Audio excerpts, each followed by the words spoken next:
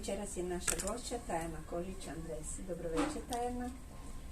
Tajana je rođena u Baranji. S roditeljima živi u Sisku od 2. godine života. S njima je bila na prvim putovanjima. U osnovnoj školi kao urednica školskog časopisa sa svojom ekipom pobijedila je na natječaju za najbolji školski časopis u bivšoj državi. Nagrada je bila putovanje u Grčku. Poslije toga napisala je svoj prvi putopis. Zahvaljujući Playsu kojim se posvetila 10 godina, također je mogla putovati. Upisala je Medicinski fakultet u Zagrebu i veliki dio svog života posvetila medicini. Radi u sisačkom rodilištu kao pedijatrica, neonatologinja. Večeras će nam Tajana otvoriti ljepote ovoga svijeta putopisnim putovanjem u potrazi za ljepotom. Tajana, izvolite.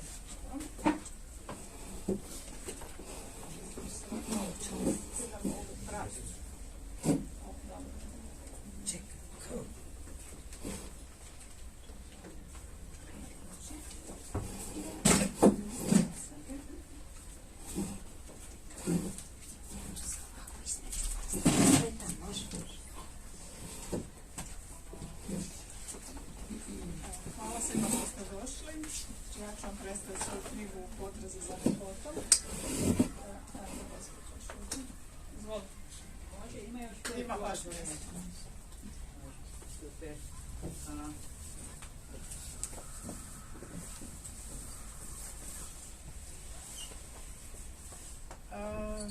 Jako volim putovati, obišla sam dosta zemalja kao što možete vidjeti i na tim putovanjima sam vidjela puno toga lijepog i odlučila sam u tome napisati knjigu koja se zove U potrazi za ljepotom.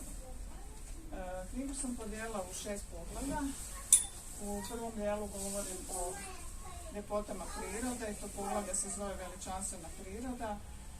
Pišem o slapovima koji me najviše oduševljavaju u prirodi, zatim o tropskim morima, o pustinjama, jezerima i drugim ljepotama prirode. U drugom poglavlju pišemo o čudima svijeta. Od novih čuda svijeta kojih ima 7, obišla sam 6. Nisam jedino bila na Kineskom zidu jer već 3 godine znam da se ne može ići u Kinu. U trećem poglavlju pišem o ljepotama metropola u kojima isto volim putovati. Zatim, s obzirom da osim materijalne postoji duhovna ljepota, pišem o svetim mjestima.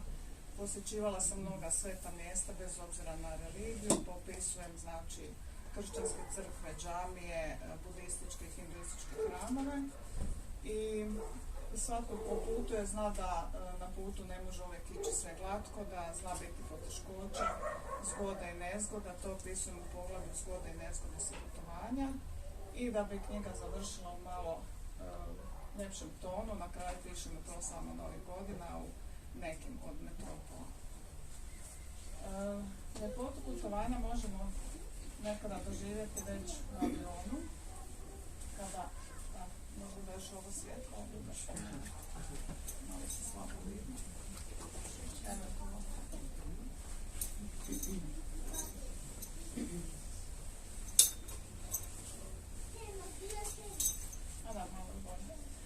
Znači, možemo doživjeti već u avionu kada sunce obase ovako rep aviona.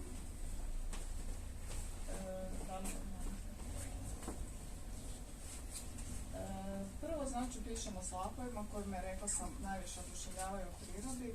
Prvo, od velikih slapova smo posjetili slapove Nijagare, gdje smo slapove obilazili u ovom turističkom brodu. Prvo smo išli dio gdje su američki dijelovi slapova i onda ovaj kanadski dio slapova koji je poznat na svim slikama je u stvari kanadski dio slapova koji je u obliku potkove. Tu smo se jako približili s ovim brodom blizu slapova i oni su zbilja bili toliko veličanstveni i toliko su me očarali da sam niz godina govorila da ono najljepše što sam vidjela u prirodi da su to bili Nijagarini slapovi. Sve dok 7 godina nakon toga nismo došli na slapove Iguazu, koji se nalaze na granici između Brazila i Argentine. Prvi dan smo obilazili slapovi sa brazilske strane. Ovi slapovi su 4 puta širi od Nijagarinih, imaju dvostruko više vode, a koliko tu ima slapova dovoljno govori broj da ima čak 275 slapova. Išli smo stazicom, evo ovdje se vidi sasvim blizu slapova, slapovi su bili ispod nas, bili su iznad nas, imali smo kabanice, to je voda prštala na sve strane, bili smo mokri. Čak smo se i do ovog jednog gornjeg slapa smo se popeli liftom da smo došli iznad slapa. Bilo je zbilja jedno prekrasno iskustvo.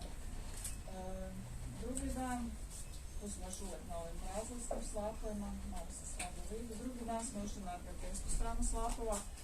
Bio je prekrasan sunčan dan i tu su nas slijedili ovi lektori dok smo išli vlakom prema slapovima. Zatim smo išli jednom stazom preko rijeke Iguazu, ta je staza čak 2 km do ovog najvećeg slapa na slapovima Iguazu, to je takozvano vražje štijelo, slapovi Union, gdje se rijeka Iguazu spropuštava u rijeku Paranu. Znači, tu dolje se ne vidi dno koliko ovih čestica ide poput bijele maglice, svuda je ta maglica bila oko nas, ali taj doživljaj je zbilja bio jedinstven i nešto što se ne može zaboraviti. Dalje smo šetali uz sve te slapove, vidite koliko ih ima, bilo je sunčan dan, pojavila se i duga. Neki su dolje išli sa čamcima, nama to nisu preporučili jer su rekli da bismo bili totalno mokri. Znači tu je priroda oko toga je prava prašuma, što znači da ima bune vegetacije, paprati, bambusa, znači cvijeća. Bilo je tu papuga, amazonki, majmuna, urlikovac, jedna prava atmosfera uz ove slapove, uz ovu dugu. Pa sam onda pomislila ako postoji raj, da vjerojatno ovako izgleda. To je sve na jednom mjestu. Evo, na nekim mjestima evo se pojavile su se 2 duge, išli smo iznad slapova. To je veliki kompleks, znači išli smo do ovog velikog slapa, na nekim dijelovima smo se vozili vlakom 15 minuta, potom između slapova, to je jedno jako veliko područje. Tu smo inače, evo još duge, svuda nas je duga pratila, tu smo viđali ove simpatične životinje, na prvi pogled koji se zovu koate, imaju ovaj rep, to su inače glodavci, skupine glodavaca, ali imaju ovaj dugačak rep poput lisice i neki su ljudi tamo hranili sve dok nisu vidjeli panoje da su te životinje prilično opasne jer one znaju ugristi za ruku i na panojima su bile prikazane rane koje mogu nastati od ugrisa. Sljedeća država koja me, odnosno to je otok Island, koji me oduševio sa slapovima, znači ovdje smo, po Islandu smo putovali u krug po cijelom otoku i ovdje smo naišli na ovu crvenu stolicu usred ničega. Znači, Island je zbilja otok slapova. Na njemu kažu da ima 10.000 slapova, 1.600 slapova su viših od 2 metra, čak i neki privatni posjedi imaju slapove u sklopu svog dvorišta. Prvo smo posjetili gejzire. Tu smo vidjeli ovaj gejzir koji ima erupciju svakih 8 minuta. Zatim smo išli do Zlatnog vodopada koji se nalaze u 2 velike kaskade. Ti vodopadi, malo je falilo da se ti vodopadi pretvore u hidroelektranu i to je spriječila jedna djevojka koja se zove Sigridur, koja nije dopustila da njen otac proda slapove koji su bili na njihovom zemljištu da se izgradi hidroelektrana, čak je pješica išla na pregovore do Reykjavik jer 120 km je sačuvala slapove. Danas su u vlasništvu Islanda. Evo, predivni slapovi, zlatni vodopadi. Zatim smo prolazili kraj ovih vulkanskih jezera. Na kraju dana smo išli u spa centar gdje je voda bila 38 stupnjeva. To je u stvari bio produkt geotermalne elektrane koji su onda pretvorili u spa centar. Islandom smo šetali po ovakvim dijelovima vulkanskim gdje je bilo kao da smo na drugom planetu. Tu su bili ovi sumporni izvori. Zatim smo išli dalje do slapova bogova. Zovu se tako jer su tu uz te slapove bacili bogane kipove poganih bogova kad su uveli kršćanstvo. Bili smo u ovom prekrasnom Studagel kanjonu koji je otkriven 17. godine kada se spustila razina rijeke, jer su tu izgradili hidroelektranu. Prije to sve bila rijeka do gore. Dalje smo onda putovali. Ovo je recimo slap na jednom privatnom posjedu.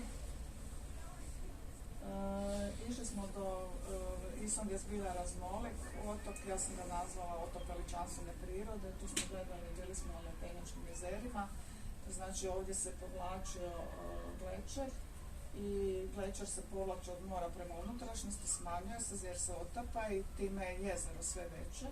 I po tom jezeru plutaju ove prekrasne sante leda koje su ili bijele ili su plave. Ove plave sante one imaju malu količinu zraka pa su tako plave i rijekom taj led sante dolaze do mora i kad je plima onda ostanu nasukane ovako na crnom vulkanskom pijesku poput dijamanata i zato se ta plaža zove dijamantna plaža.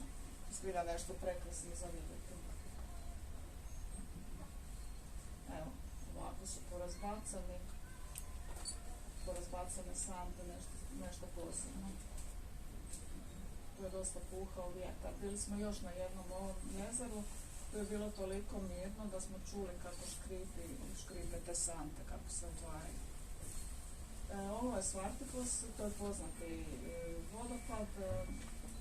Ove stijene okolo bazaltne su bila inspiracija za gradnju crkve u Reykjaviku, zatim smo obilazili ovako kanjone, to je jedan kanjon, ima jako smotana imena, inače islamska, ne mogu da nikako zapamtiti ga uvijestiti oblika. Bili smo kod ovog slapa Skogafosa, to je isto ogroman slap, može se doći gore iznad njega sa 500 stepenica se ide gore.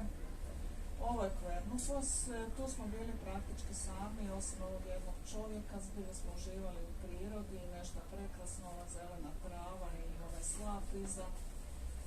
Tu smo bili kao da smo na pikniku, smo poslije sjedili smo dolje dok je suprug puštao dron, mi smo tu jeli croissane, nismo se nigde žurili. Nismo se bojali mraka jer bio je polarni dan, tako da mraka nije ni bilo. Mraka vidjeli nismo. Bili smo u 6. mjesecu i onda smo išli iza ovog slapa koji je razgledan ovako išao na jednu i drugu stranu. Potom smo išli do drugog slapa, to je jedan od najpoznatijih slapova. Selja Lansfos se zove i da se isto iza slapa, taj slap najviše inače fotografiraju. I bili smo u ovoj špili gdje je slap padao prema nama. Slapovi na sve strane. Ima tu još u knjizi slapove, ovdje nisam spomenula. I na kraju, kako se suprug i sin bave ronjenjem, ronili su u Silfri.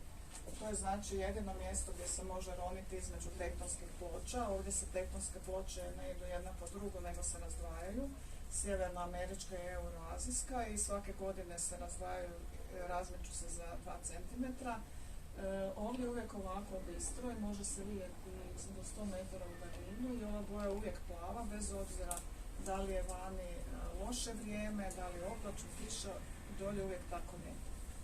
I nikada se ne smrzava, može se roniti po zimi, uvijek je 2 stupnja. To se roni u suhim odjelima, ali oni rone u suhim takozvanim odjelima da se ne smuče. To mora biti posebna odjela. Zatim slijedi priča o tropima. Kao što sam rekla, s obzirom da dečki rone, često smo išli u trope, oni su tamo išli i na zakucanje u podvodne fotografije. Prvo smo bili na Tajlandu, bili smo na tim prekrasnim tajlandskim plažama. Osim plaža na Tajlandu ima mnogo toga se za vidjeti. Tako smo na primjer bili na ovoj predstavi, ovoj dvorani, ovi kipovi slonova su bili vani, a unutra je bila velika dvorana u kojoj su nastupali pravi slonovi. To je ogromna dvorana bila. Poznanica nas je vodila malo onako u divljinu gdje su majmuni. Mi smo ponijeli banane. Ne znam da li oni žele. To je vjerojatno stranka. Jedino ako želimo. Budu se. Znači, mi smo ponijeli banane za majmune, a prijateljica je ponijela bombone i oni nisu uopće htjeli gledati ove banane, nego su se raspametili na bombone i sve su bombone pojeli, tamo razbacali. A poslije smo te iste banane... Znaju oguliti sve. Molim? Znaju oguliti. Bombone, da, brže nego. Mi smo im probali, oni to sve. Sve za čas. Banane smo poslije nosili i njima smo hranili, nećete vjerovati, ribe. U moru ribe vole banane i onda se sve dođu, sjati se oko tih banana i onda ih super slika. Zatim pišemo Maldivima, ovim prekrasnim maldivskim bojama. Na Maldivima smo bili smješteni na jednom otoku, možda ne, na otoku Hura na kojem živi domaće stanovništvo. Domaće stanovništvo se kupa na javnim plažama i tamo se muškarci i žene se kupaju potpuno obučeni. Znači i stranci, tko god na javnim plažama, a za nas... Znači oni su muslimani? Jesu, da, muslimanska zemlja. A za nas su uredili ovu takozvanu bikini plažu. I tu smo bili nas troje, još dvije naše docimerice. Plaža bila maltene za nas samo, stavili su nam i ležaljke. I to je atol, znači tu je plitka voda i nikada se, do tog ruba atola je plitka voda i nikada se ne povisuje, uvijek je plitko i tu je bilo jako puno riba, kao da smo u akvariju, možda i više. Iznad nas su bile palme, ne vidi se baš dobro s ovim životinjama koje se zovu letupas, slični su šišmišima. I na Maldive smo došli taman dok je bio njihov Bajram i bili smo na toj jednoj svečanosti, bili smo jedini stranci. I kada smo nakon nekoliko dana išli na drugi otok Sinja u resort, znači može se doći u ovaj skupi resort, tako da se plati $90 po osobi na dan i može se tamo cijeli dan jesti i biti sve do mraka, ne može se prespavati, a noćne su po nekoliko tisuća inače dolara. I dok smo bili u restoranu, jedan od konobara nas je prepoznao, makar je to otok udaljen sat vremena vožnje gliserom, i rekao je da nas se vidio na Huri na toj svečanosti i onda je drugima tamo konobarima rekao kako se vidio i tako da su nas onda konobari tamo tretirali bolje nego bogataše. Zatim slijedi priča o Indoneziji, to su specifična režimna polja. U Indoneziji, može dalje, u Indoneziji svaki dan da dobrovolje bogove ispred kuća stavljaju ovo, stave im malo za bogove, stave malo latica, pa stave malo hrane, zapale mirisne svjećice i isto tako kad smo išli na ovaj otok Ili, to je znači gliser, dobro vidi. Iako smo dosta kasnili, oni su poslagali isto tako te svjećice i svu tu hranu za bogove na svaki od ovih motora i onda smo još čekali dok su taj obred cijeli napravili i mi smo lako malo već okretali očima. To je budistički da, odnosno hinduistički. Hinduistički, da. To je na Baliju. I međutim, poslije sam rekla da u stvari nije loše što su posvetili te brodove, jer je to bila najgora vožnja koju smo ikad imali sa gliserom. Čak i u knjizi o Mate Svjetskom piše o toj relaciji, znači to se ide od Balija prema Lomboku, tu se miješaju Indijski i Tihi ocean i toliko su ogromni valovi da su nas stalno bacali gore pa dolje. Ja već mi je bilo jako dugo, pogledala sam koliko se vozimo, bilo je tek 10 minuta, vozili smo se sat i pol. Došli smo do ovog otoka Dili, otok je sav u pijesku, nema nikakvih puteva i restorani su ovako, može dalje, su u pijesku. Onda i ove bogate osobe moraju proći to i tako. Ja? Moraju, nažalost, ne mogu izbjeći valove. Ja sam popila Dramine, nisam imala mučninu, ali su poslije leđa boljela od tih udara, a što je najgore, dok smo sin i ja čekali trajekt, jedna bliskinja je slomila nogu. Skliznula se na ovaj pjesak i tamo su joj pomogli, ali ja ne znam kako, da li ona morala ići tim brodom ili da li su mogli doći tamo, da li dole sa helikopterom, ne znam. ali ako je išla brodom ovim glisterom, bilo je sigurno Koliko se strašno. sjećam, bili su samo dan tamo, tako ste napisali. da su Da, morali su bili ostati. samo i morali I su morali su ostati, da. Mhm. Tako da na otoku nam je bilo lijepo, ali znali smo da se isto puta moramo vratiti, to nas je malo. Meni bi odmah bilo sumnjivo da vidim 4 bamperska motora. To samo znači da se osiguravaju od toga da jedan ili dva To krepa. ne znam. Ko će to To znati? nismo Da, slušali. da. Sigurno nisu svi u upotrebi, Da. nego su neki rezervni, ne? Očito. Da. Evo, oni tamo ovako imaju obično stavljaju cvijeće u ove zdjele. Prekrasno, da. Tamo smo isto viđali majmune, za razliku od onih majmuna koje sam na Tajlandu spomenula, ovi vole banane i ovi su dosta, to je inače u hramu majmuna, ali majmuni dosta vole uzimati vrećice od turista, najviše vole sunčane naočale. I onda se stavljaju te sunčane naočale i toliko su lukavi da ih čak mijenjaju sa turistima za banane. Tu smo bili na Ovo jednom... bi bilo opasno za antropologiju, ovo bi moglo biti dokaz da jesmo malo od majmuna. Da, malo. Da. Tu smo bili... Jel vi vidite dobro? Ne?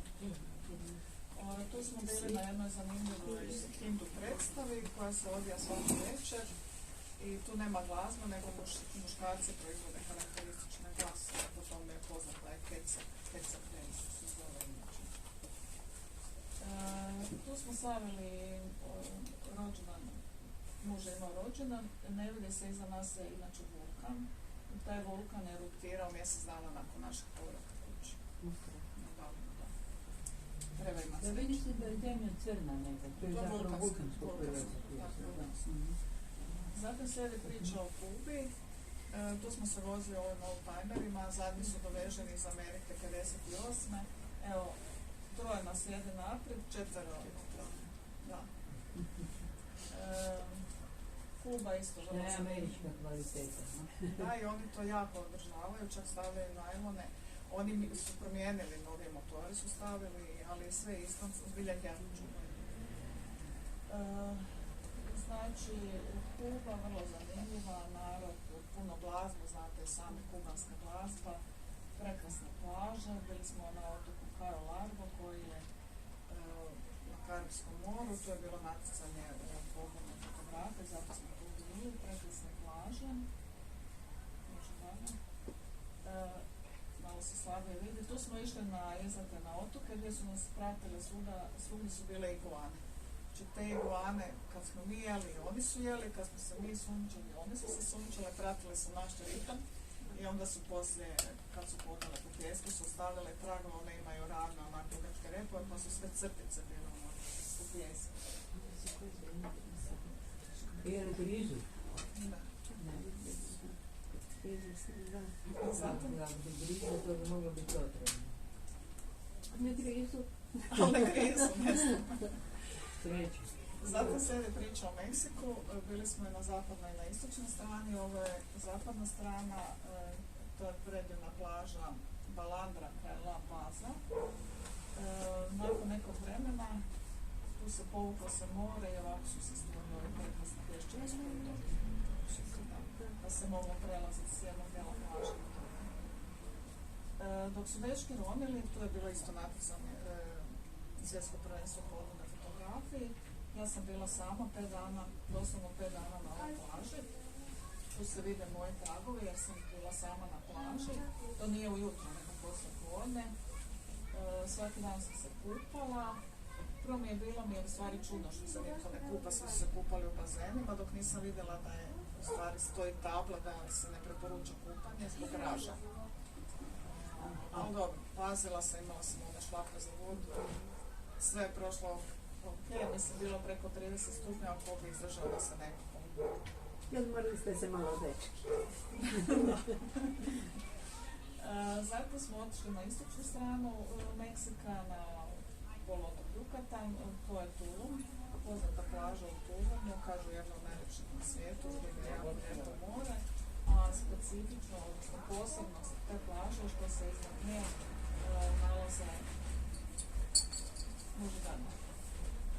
nalaze majamske iskopanih. Pa se obilazi taj lokalitet i onda se poslije može koristiti u to plaže. Zatim slijedi priča o Brazilu. Tu smo išli brodom na kojem su inače se ne vidjeli, svi su bili istetovirani osim nas, znači muški i ženski, to je bojama i sve. I tu smo išli na jedan otok koji se zove Ilha Grande. Ilha Grande je poznat biolozima po bioraznolikosti jer tu ima mnogo ugroženih vrsta koje su tu ostale zbog povijesti otoka. Tu su prvo bili gusari, onda su poslije bila kolonija gubavaca, a poslije je bio strogo kontrolirani zatvor. 1994. kada su zatvorili zatvor, turisti nisu tamo išli jer su se svi bojali da nema na otoku odbjeglih zatvorenika.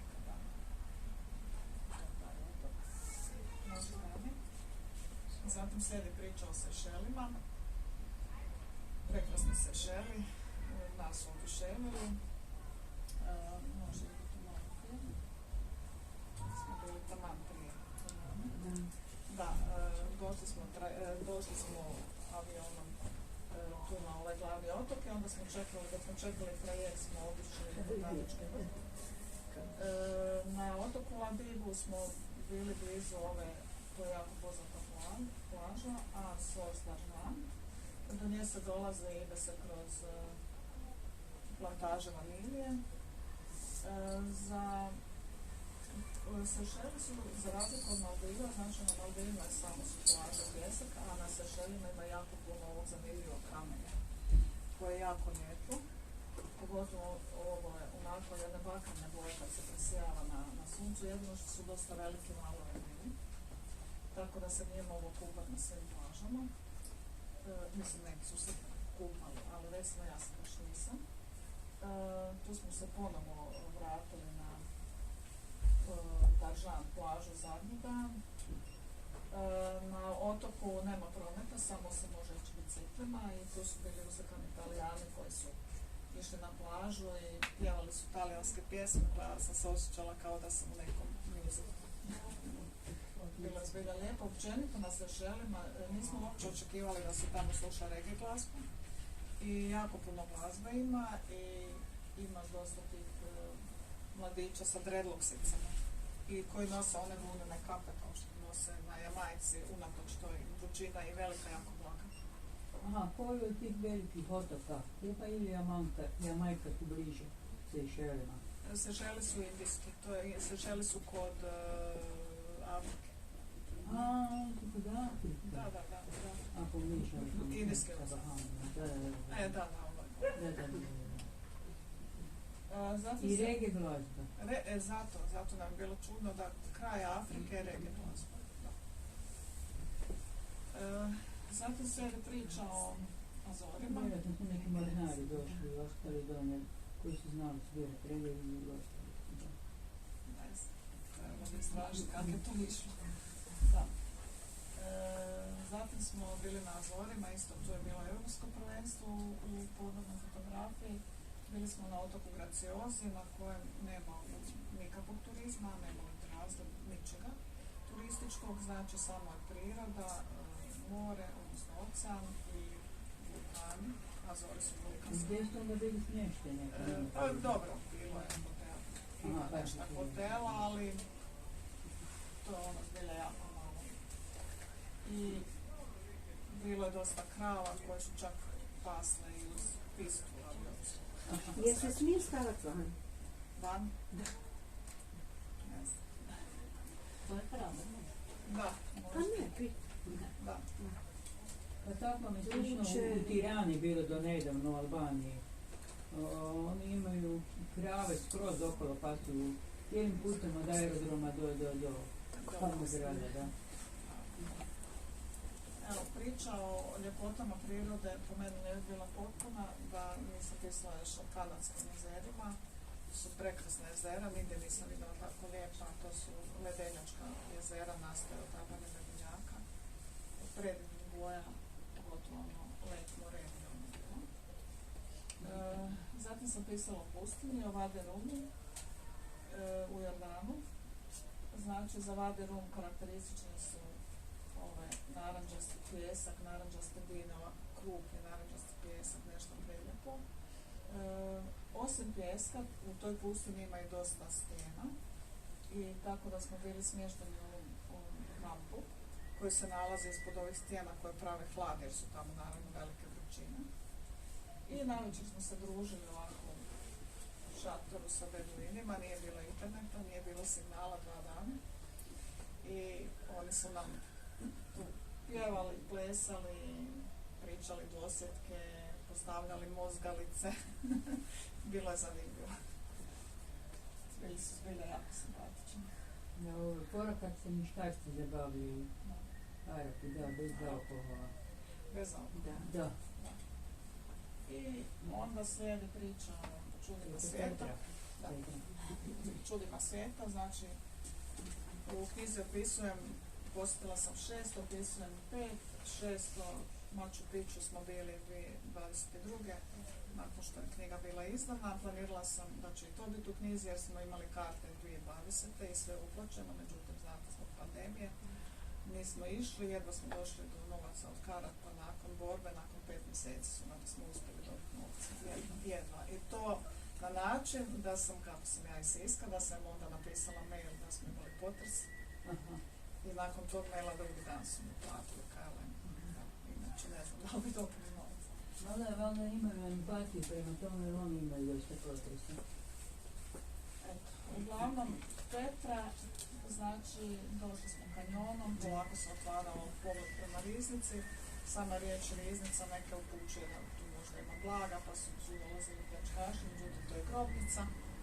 Ali Petra nije samo riznica, to je daleko više od same riznice, to je bio jedan cijeli grad u kojem je bilo između 20 do 30 tisuća stanovnika i jako je lijepo očuvano. Tu smo šetali, Kameno kazalište lijepo očuvano, zatim ove kraljevske grobnice na koje smo se stepenjali.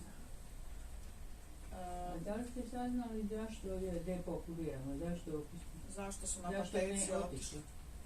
Ne zna se. Oni su napustili, da. Onda bi mogla lako biti neka zaraza. Ne zna se. Neka kataklizma pod prirodom. Tu su došli i Rimljani u 2. stoljeću i oni su sa sobom, kako oni vole stupove, može da, pa su onda postavljali kolonade stupove i bili smo u jednom hramu. Isto, srušen stup, pa su ovi dijelovi ovako, to mi je bilo ovako, jako za koliko domima poslaneno. U Petru smo išli 2 dana, uzeli smo kartu za 2 dana. Drugi dan smo išli do samostana, do njega se inače može proći, znači riznica pa Petrom i onda 800 stepenica ide do njega, a mi smo išli okolnim putem, išli smo na takozvane male Petre taksem i onda smo išli na jedan trekking, 2 sata smo hodali, taj dan smo 22 km prešli do Petri i došli smo do ovog samostana koji mi se može dalje, koji mi se činio, koji mi se svidio još više od riznice, on je, tu se možda ne vidi, ali ogromno, još veće od riznice i jako lijepo očuvan. Zatim ovo je priča o Čičenici. Čičenica znači Meksiko. Ovo je piramida Kukulkan koja je među čudima svijeta zbog nekoliko razloga. Jedan od njih je što kada se pobroje stepenice, sa svake strane ima 91 stepenicu, puta 4, još kad se doda gornja platforma, to je 365 stepenica u godini. Ovo je glava pernate zmije, znači ovdje se inače svakog ekvinocija, proljetnog i jesenskog, događa ovaj jedan fenomen.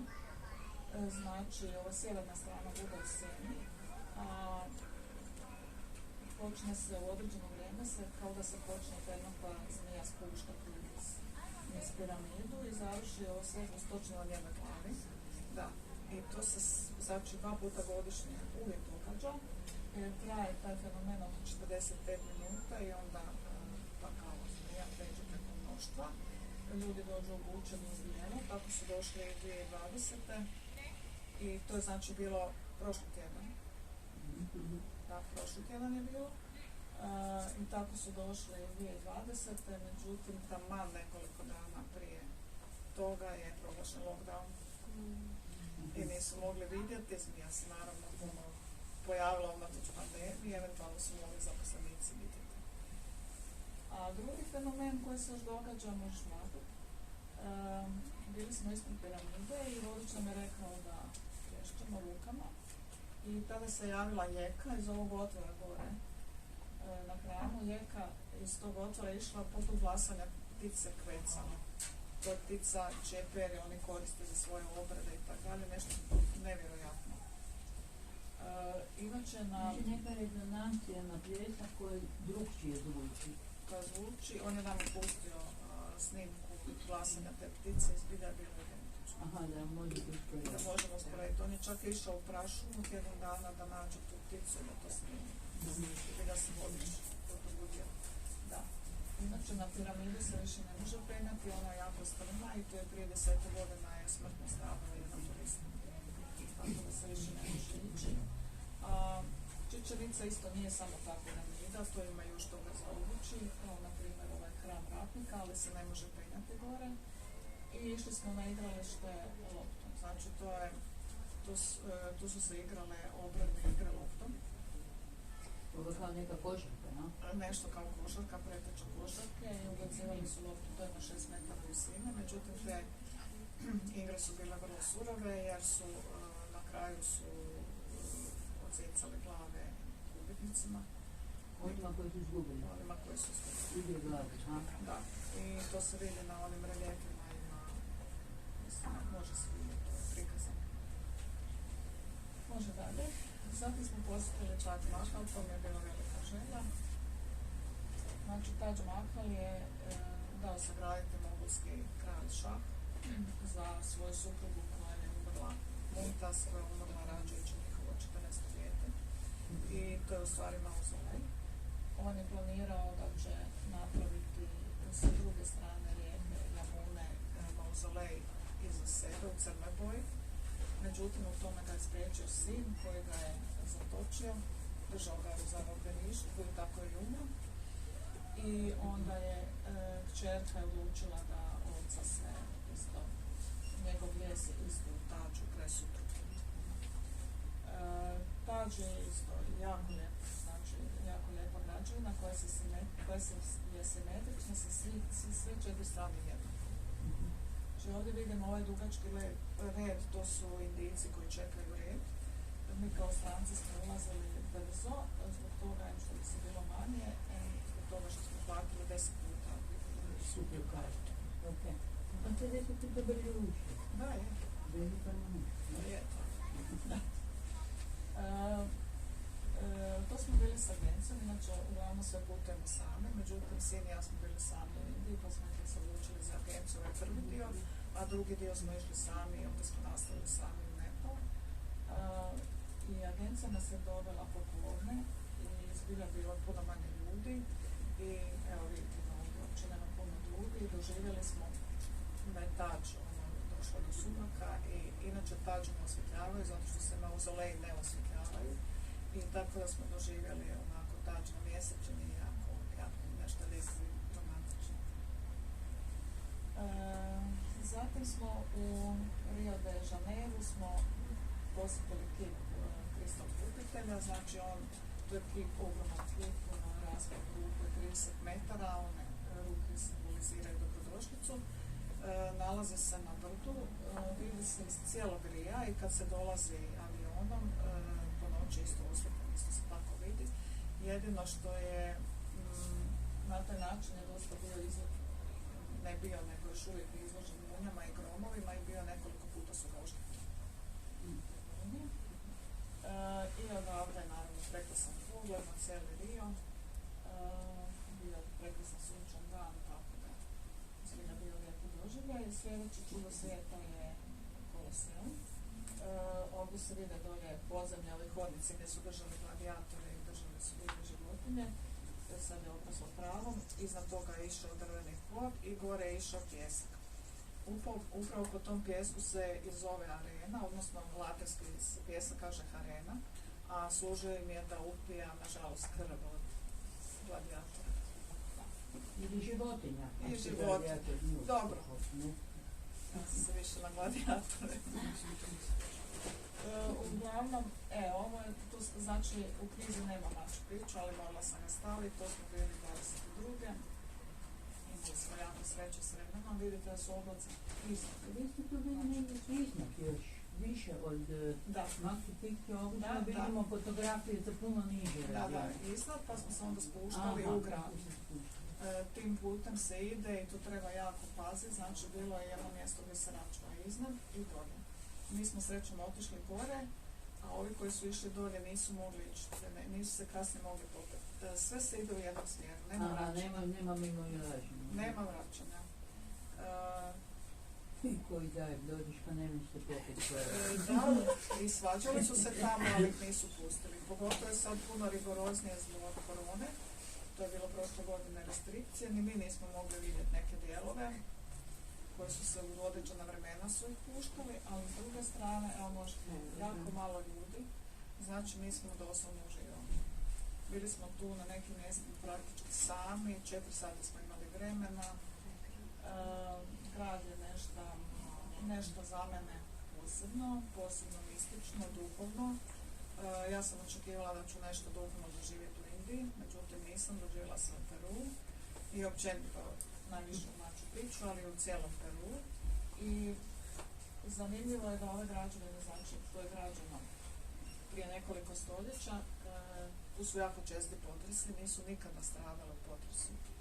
Znači građeno je specifičnom metodom, nema uopće između kamenja žbuke niti cementa, nego kamen na kamenu i kod potresa klizi, to se sve pomiče, mislim nešto znači čudo svijeta, evo čudo svijeta i gdje god dođemo možeš vratiti, evo sreće da vidimo dobro. Da, nažalost, činjenica je da naročito kod ovih građevina koje spadaju pod svjetska čuda, tehnologija kojom su se oni gradili je izgubljena. Mi u svu znanost današnjeg svijeta nismo vratili, naučili kako se to radilo prije 2, 3, 4, 5 hiljada godina. A i oni su nestali. Mislim. Španjolci sa par stotina konja, ali ne bih optužila samo njih da su ubirali, jer vidite da i oni su bili jako krvoločni prema samim sebi. Nego mislim da su virusi i bakterije bili presudili. Ali danas ima njihovih potomaka i to dosta u Peru. Tako da, koliko ih ima danas? Ima ih jako puno ostalo, tako da smo mi... Koga? Potomaka i... Aha, potomaka i Španjolaca. Inka. Baš tako i ima. Ima ih jako puno i te su posebne konstitucije i bili su nam neki vodiči. Ima ih. Jedan taksist je bio isto. Jer inače postoji fama da su i sve pobili Španjolci, ali to je nemoguće. Nisu pobili.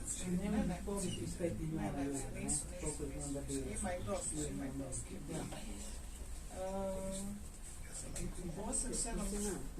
8 Ne, bakterije, virusi su vjerojatno. Ma i to,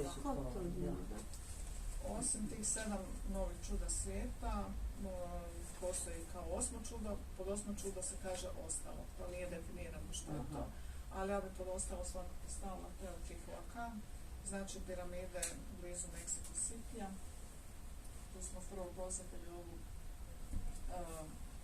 sunčanu piramidu sunca, koja je niža od Keopsove, ali je šira. Ogromna piramida, 248 stepenica smo se penjali gore. U pandemiji su zabranili penjanje, nisu vratili da se može, pitanje da li će. Jednom kad nešto ukinu, primijetila sam, više ne vraćaju. Ovdje smo išli Avenijom mrtvih, tu su nažalost isto bila žrtvane ljudi. Svašta se tu zbivalo.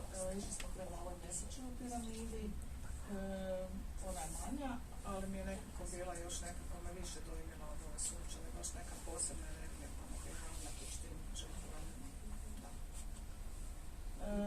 Ovo je znači Keopsova piramida, na nju se ne može, Keopsovu sam upisala zato što ona je jedina sačuvana od 7 starih čuda svijeta, jedina ostala Keopsova piramida. Tu smo se penjali, mogli popiti samo na prve 2 stepenice, penjanje nije više dozvoljeno, ali je teško jer Ali je teško, Jako strašno teško. visok kamen, da. Nejednako je, negdje visina idu struka i neki su se penjali, čitala sam o nekima koji su se penjali po noći ako je zabranjeno i jedva su došli. Mislim i opasno, svakako opasno. Uvijek ispuštanje gore od penja. Da, to je. Mene oduševila Sfinga, ovako, lijepa, tajanstvena, predivna. Ovaj njen stražni dio je stoljećima bio zakopan u pijesku, pa je ostao tako lijepo sačuvan. Glava znate da je virila, pa je i oštećen taj nos. Ne znam da li su ga oštetili vandali ili je oštećen zbog erozija, zbog vjetrova i tako dalje, ne znam se točno.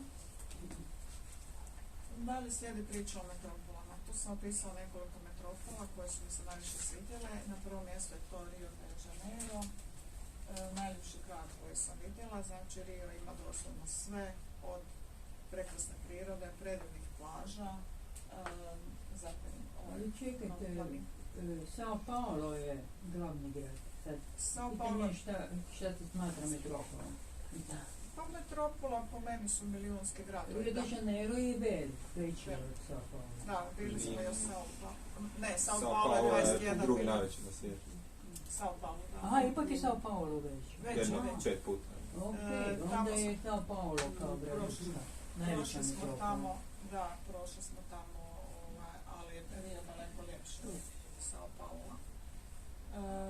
Znači ima ove prekrasne plaže, ima i planine, ima čak i dijelova prašuma, odmah uz grad. Ima modernih dijelova, nažalost ima i bogatstvo, jako veliko siromaštvo koje se izdaju favele. Ovo je Copacabana, dužine 4 km. Između Copacabane i Ipaneme, koja je isto 4 km, nalazi se ova plaža Arpoador, tu su stijene i tu je malo bolje za kupanje, tu se kupaju lokalci, pa smo se onda i mi kupali tu, jer su tu manje valovi.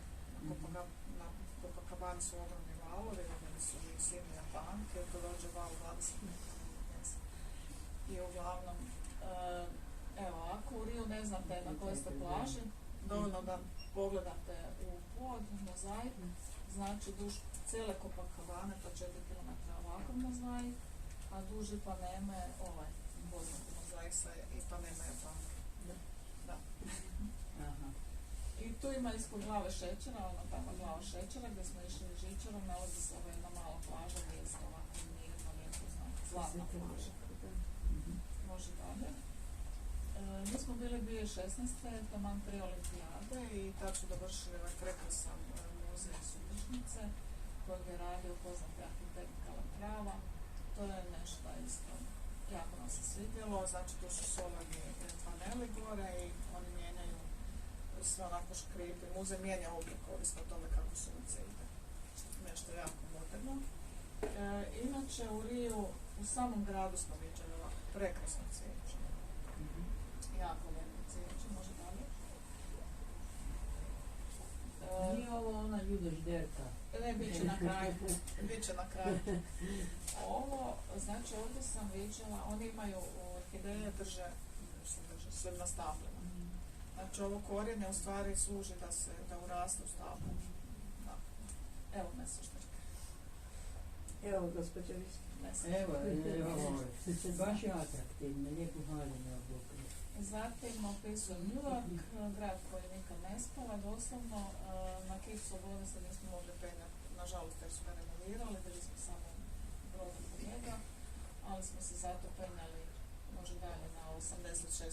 kat Empire State Buildinga sa pogledom na cijeli Manhattan. Zatim opisujem Havanu. Havanu sam nazvala da me podsjeća na ocalu ljepoticu. Vidi se da je nekad bila lijepa, prekrasne, vidi se da su tu bile, može dalje, prekrasne kolonijalne građevine, međutim, to je danas sve uronulo i to bi sve trebalo renovirati. Veliko je siromaštvo, nestašice struje, štednje struje, tako da je na večer bilo malo nesigurno, nije bilo struje. Ali recimo interesantno je da izvjestitelj Ujedinjenih naroda za glad u svijetu i tako dalje, John Ziegler, je izjavio da u Kubi ima najmanje neishranjene djece na svijetu. Da to je, Imaju meni nije dobro. jasno, meni je to poznato da je Imaju zdravstvo veliko dobro, siromaštvo. da, školstvo. Možda i u školi imaju Školstvo, hranu, jel? zdravstvo, da. Taj Da. socijalni dio je očito da brinu, mislim. Ili imaju tu hranu koja je puna ugljikohidrata ili mastika, onda Pa mi nije šala. nismo mi tamo viđali niti beskućnike kao drugdje, niti uglavnom. Oni su veseli unatoč svemu, puno glazbe. Evo, to je ovaj jedan veliki trg, može dalje. Zatim sebi priča o Dubaju. Dubaj neki ga vole, neki ga ne vole, neki kažu da je umjetan. Ja bih rekla da u njemu ima za svakog ponešto, se malo bolje potrubi. Znači ima jedan dio koji se zove Deira, gdje su cijene niske recimo, to je dio odakle je krenuo Dubaj. Dubaj je nekad bio malo ribarsko mjesto i taj dio je sačuvao svoju autentičnost po tim tržnicama zlata i tim sukovima kao što je i nekada i bilo i onda se ide. Dubaj je jako velik, preko 30 km uz obalu, sva sreća što je benzin je ljeto pa nije skupno putovati i imaju tu podzemnu, uglavnom smo išli podzemnom, koja je u stvari nadzemna. Ide iznad, zove se podzemna, ali ide iznad.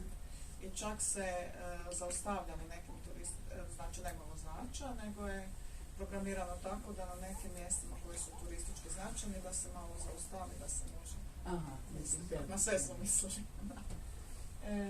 Da, tu smo bili u parku cvijeća, znači pustinja, ali cvijeće, predivno.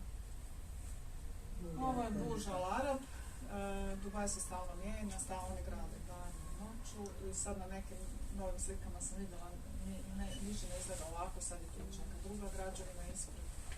Ovo iz 2018. već je zastavljeno. Može dalje. Zatim slijedi priča o Delhiju, tu smo prvo bili u hramu Sika i muškarci i žene morali smo na pokrivene glave. Unutra nismo smjeli slikati, bila u tijeku molitva, to je pjevna molitva, pjevaju. Bilo je baš jako lijepo i tu se nalazi ovaj bazen u kojem se znaju malo, ne baš kupati, ali znaju se malo vjernici smučiti. Inače u Indiji, kako je sin plav, njima vjerojatno egzotičan, stalno se netko s njim slikao, stalno neko prilazio. Ja i on se nismo uspjeli sami uslikati, stalno neko nije bio s nama. Evo, čitave grupe pa su se izmjenjivali. Pa šta tako malo bijelaca dolazi u Indiju? Pa to ispred Crvene tvrđave nas je, da, nije bilo baš. To je tolika zemlja da se valjda dolaze, ali se rasprše koliko milijuna ljudi. Da sad on ima blizu ne bi Pa da, ili su možda u Delhi došli iz nekih manjih krajeva gdje nisu viđali baš toliko bijelaca, možda su došli obilaziti, meni se čini, jer su obilazili isto te turističke lokalitete. Evo, ali uvijek pristojno pitaju za slikanje, pristojno priču, da li može, ja. Pa ne, šta? A ovo je ko oni kad ste mi sa majmunčićima slikali, ne? Tu smo imali vožnju rikšama. Vodič nam je rekao da ruke moraju biti unutra, da možemo ostati bez ruke. Znači, to je jedna vožnja, evo to je grafik. Znači, nema čeg nema na cestama, auta, kamiona, zaprežnih kola, krava, smeća. Strašno nešto. Meni je moj pokojni svekar pričao kad je on došao prvi puta u Indiju, da je zapravo osim tog vizualnog dijela i cvijeća, da su ga zapahnuli velika vlaga i strašna mješavina cvijeća i truleži, nekog smeća i tako. Možete nam o tome reći, jer ima i to. Da. Svega ima ovdje baš u gradu, dok smo se vozili, tu se onda još miješaju ti začini, jer ima puno tih restorana, oni imaju jako puno začina koriste. Tako da, svega je bilo, da. Bili smo i u ovom mjestu Jaipur, to je onako mirnije mjesto, turističko, tu je na jezeru ova palača koju ću pretvoriti u hotel. To je baš bilo lijepo i može dalje onako romantično, tu se slikaju celenčanja. To nam je blizu bio hotel i tu smo išli na slonovima do tvrđave Amber, isto to je na brdu bilo, to je jedna lijepa tvrđava. Zatim slijedi priča o Katmandu, Nepal, to su molitvene zastavice koje vijore. U Katmandu su prije dolazili hipi, danas dolaze alpinisti, trekeri, A avanturisti. Nepalci treker u Vintericama su sad poznati goristi, ne? Da. Nepal pun živopisnih boja. Može dalje. Na tržnici čak prodaju boje. To su boje koje prodaju za Holi festival na kojem se gađa u bojama. To je sad bilo isto u 3. mjesecu. Puno boja na tržnicama, može dalje. Jako onako živopisno. Evo, žene, starije, isto su, svi su u bojama obučeni. Nije kao kod nas svi u tamo. Tu smo posjetili, ovo je najveća budistička stupa u Nepalu, Bunadat. Ta stupa potiče iz 14. stoljeća, ali jako izgleda očuvano zato što je stalo i kreće. I nabacuju ovih 16 latica lotusa, ali je zanimljivo da je ta stupa toliko sveta da oni ne smiju dodirnuti stupu. To sam gledala jedan film poslije kako iz daljine te latice. Taj zamah da naprave laticu, boju bacaju. Da, ne smiju dodirivati. Oko stupe je bilo jako onako, svirala je tibetanska glazba, tu se nalaze Tibetanci koji su izbjegli sa Tibeta i njihovi manastiri i baš je onako jedna duhovna atmosfera. Zatim slijedi dalje poglavlje o svetim mjestima, Vatikan, zatim Milanska katedrala, jako lijepa znači katedrala u kojoj smo bili, ja sam bila 2 puta, jedan sam bila gore, a drugi put sam ušla unutra.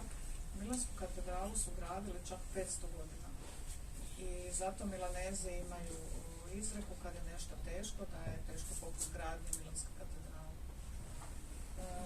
Ovdje smo u Mexico Cityu, taksisti u stvari insistirao da dođemo do bazilike Gospod Guadalupe, to nismo imali u planu jer biti nismo upoznali za Gospod Guadalupe, a tu se nalazi jedno platno na kojem je naslikano Gospod i to platno su dosta proučavali znanstvenici jer to platno je u biti neuništivo. Jednom je slučajno pala kiselina i nije se ništa oštetilo, drugi put je neki stavio čak eksploziv i eksploziv je uništio sve okolo, to platno je ostalo sačuvano. Proučavali su platno i zamijetili su da boja nije na platnu, nego da u stvari titra ispred platna. A najzanimljivije su Gospine oči. Čak su te oči proučavali oftalmolozi i primijetili su da se zjenice oka ponaša kao od živog čovjeka. Znači kad se zjenica osvjetli, zjenice se skuplja. Kad se makne svježno, proširuje. Bili smo u Jeruzalemu, to je na Maslinskoj gori, to je židovsko groblje, to je staro židovsko groblje. Prema dnu se nalaze grobove koje su stari čak i po 4000 godina i u podnožju se nalazi Cedrovska dolina za koju kažu da će to biti posljednji sud svijeta. Bili smo kod zida plača, stavili smo svoje želje jer da smo našli mjesto u ovoj pukotine. Zatim smo prošli smo križni put, ovo bazilika Isusove agonije. Kroz Jeruzalem nas je provela jedna gospođa, ona je inače udana tamo iz Arapa, iz naših krajeva. Prvi put smo je vidjeli, cijeli dan nas je vodila, još nas je ovako počasila, odvela nas je kući. Gospođa Katarina. Može dalje. Bili smo u Betlehemu, u bazilici Isusovog rođenja. Čak smo uspjeli ući u zadnju kupola na stijeni, tu inače muslimani ne mogu ući, ali nam je gospođa Katarina uspjela naći način da smo uspjeli ući. Ta kupola na stijeni je poznata po tome što postoji legenda da ovdje postoji stijena sa kojom Muhamed otišao na nebo. Na veliko značenje u islamskom svijetu. Ja sam zamišljala to neki kamenčić na koji se može stati, a u stvari to je cijeli vrh jedne planine Morije unutar, to je ogromna stijena ispod svega ovog sa koje je otišao Muhamed. Putujući po svijetu bili smo u mnogim džamijama, ali daleko najljepša je džamija u Abu Dhabiju, džamija šejka Zajeda, koji nažalost nije doživio da je završen, on je umro 2004. Završen je 2007. ali pokopan ovdje. To je bijeli mramor koji je dovežen iz Makedonije, nešto prekrasno uređeno, može dalje, ovaj ulaz, zatim ogromno dvorište, tu su ovi floralni motivi cvijeća, znači oni u Visomu ne smije prikazivati ljudske likove. Unutrašnjost je tepih rađen u jednom komadu, to je 1300 Iranki, 2 godine radilo tepih unutra. To su Swarovski kristali, lusteri, to su ovi floralni motivi koje smo viđali u Taj Mahalu. To su u stvari se poludrago kamenje se utiskuje, gledali smo metodu kad se to radi, se utiskuje u mramor. Evo, to je to.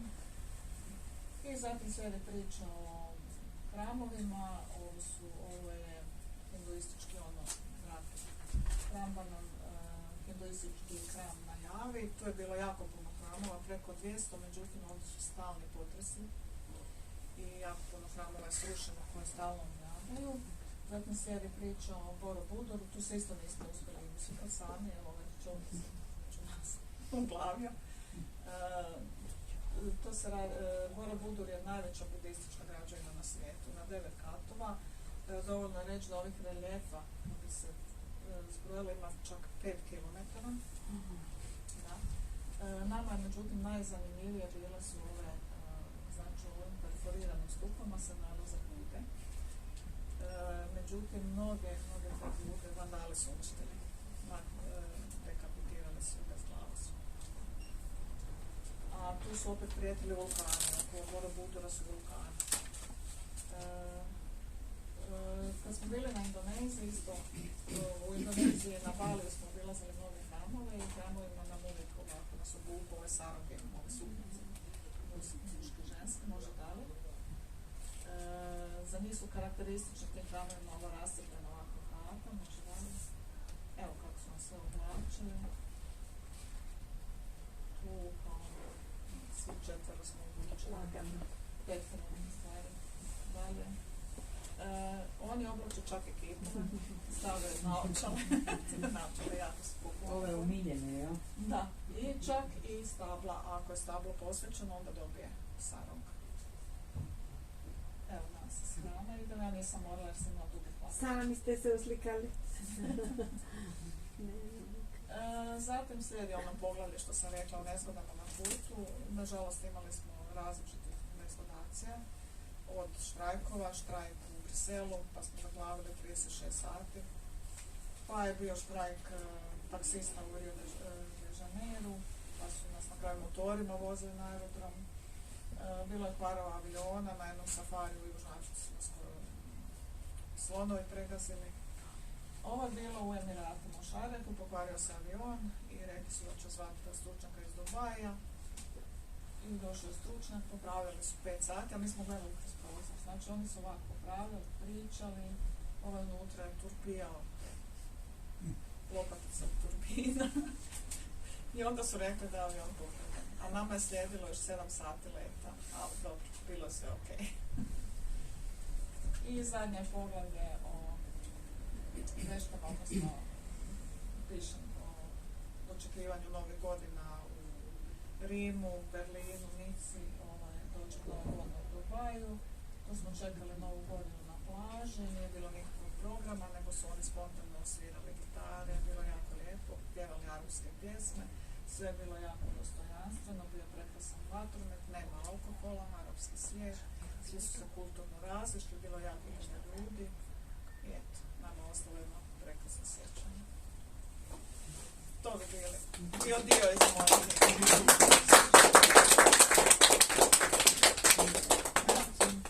možete, ko želi malo pogledati knjigu. Ja se stičem, čestitam, moram ići. Doviđenja. Ko želi, može i kupiti knjigu. Ja ću mogu s nam to reći.